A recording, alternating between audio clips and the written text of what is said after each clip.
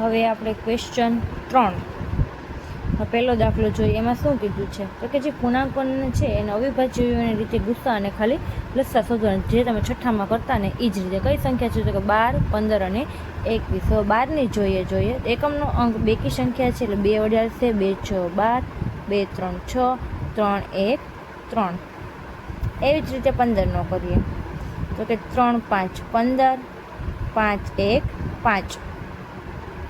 હવે એવી જ રીતે આપણે 21નો કરીએ તો કે 3 7 21 અને 7 1 7. હવે આ બધા એના અવયવની રીતે અવયવ તો પડી ગયા. હવે આપણે જોઈએ 12ને આપણે શું લખી શકીએ તો કે 2 ગુણ્યા 2 ગુણ્યા 3.